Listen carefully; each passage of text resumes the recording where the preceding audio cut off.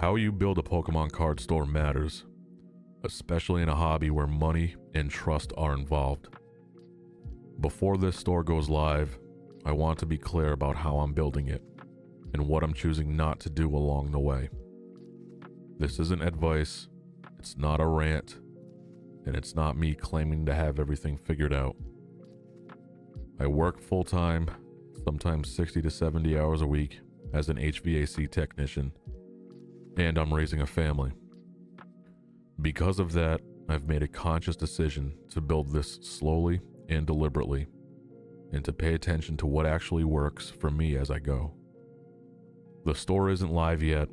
I'm still in the process of building it, and this video is part of explaining how and why I'm doing that.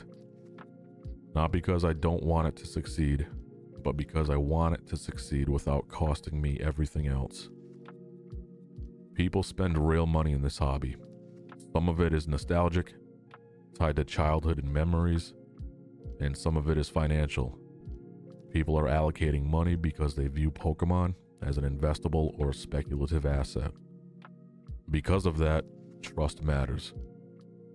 You don't need to look far in this hobby to see how quickly a single bad experience can undo a lot of good intentions.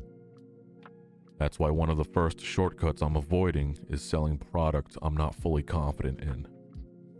That means no resealed boxes, no gray area sourcing, no buying from sellers I can't reasonably verify or get proper documentation from.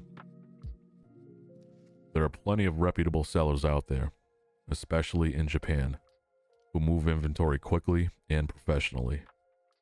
Access to product isn't really the issue. The harder part is confirming how that product was acquired before it ever reached the seller. Scamming is a known issue in this hobby, particularly with sealed product.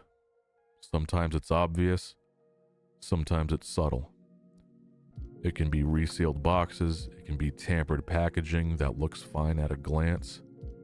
It can be legitimate product where the upstream sourcing just isn't clear. That's the environment this store is being built in. So my standard isn't about moving slowly, it's about being selective. If I can't reasonably understand where something came from, how it was handled, and why I'm comfortable standing behind it, I don't think it belongs in someone else's collection. Especially when a lot of buyers aren't just collecting, they're making financial decisions as well. I'd rather be clear about what I sell than fast about what I move. Another shortcut I'm avoiding has to do with how pricing is handled. Because people are approaching Pokemon as a financial decision, pricing, language, and expectations matter. I'm not comfortable telling someone something is a sure thing. I'm not comfortable promising future value. And I don't want to rely on fear of missing out to push a sale.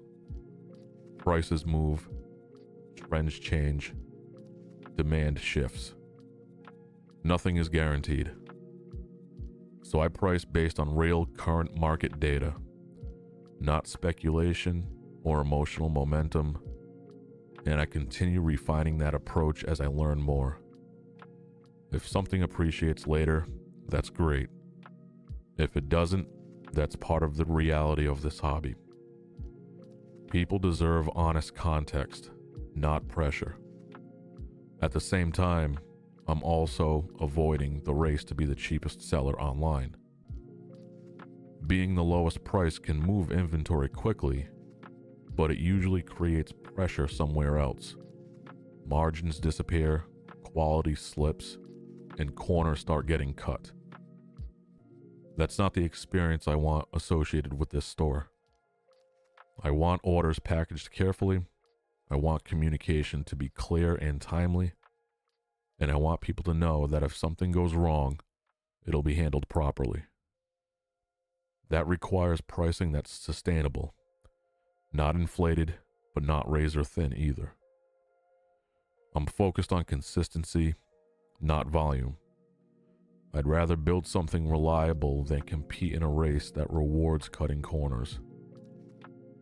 Another thing I'm being careful about is not reacting to every new trend as if it's urgent. There's always something happening in Pokemon. A new set, a new release, a new wave of hype. When you're building something on the side, especially while working full-time and raising a family, time and energy are limited. Every new product doesn't just cost money. It costs attention, decisions, and mental bandwidth. Early on, it's easy to confuse constant activity with real progress. Buying more inventory feels productive. Adding more listings feels like growth. But if you don't fully understand what you're carrying, how it's priced, how demand behaves, and where risk actually exists, you can end up creating stress instead of stability. Right now, I'm choosing to work with a smaller number of products and understand them more deeply. How pricing moves, how demand changes, how capital gets tied up, and where mistakes tend to happen. Every additional SKU is responsibility. The goal isn't to stay small forever, it's to grow without collapsing under the weight of it. That ties into the bigger picture of how fast this business grows. I work full-time, I'm doing 60 to 70 hours a week, and I'm raising a family. And that reality shapes every decision I make about pace. I'm not trying to grow this business faster than my life can realistically support. There's a lot of pressure to build as if nothing else matters. Late nights, weekends, constant hustle. What I'm learning is that burnout usually shows up when expectations outpace capacity. I don't want this business to succeed at the cost of my health, my relationships, or being present with my family. If growth takes longer than expected, that's fine. I'd rather build something that fits into my life than force my life to bend around a business.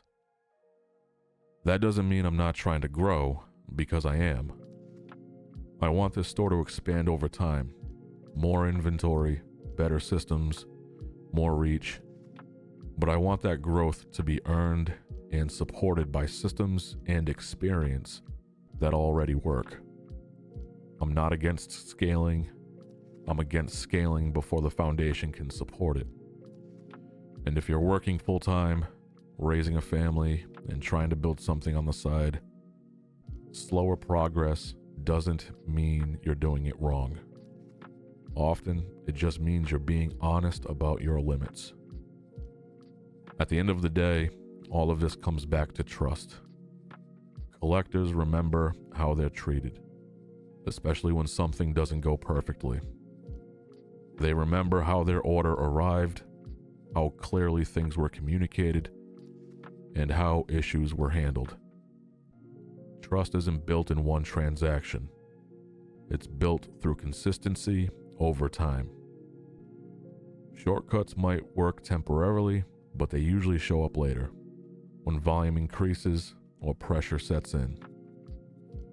I'd rather grow something steady and predictable than build something fragile. That's the foundation I'm building towards. This store is meant to last.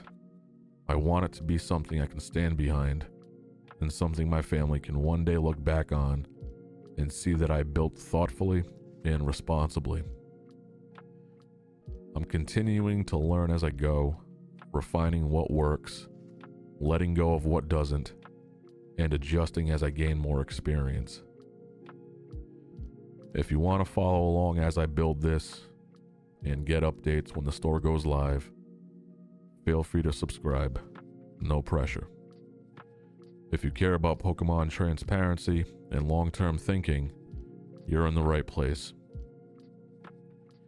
Until next video, take care of yourselves. Thank you.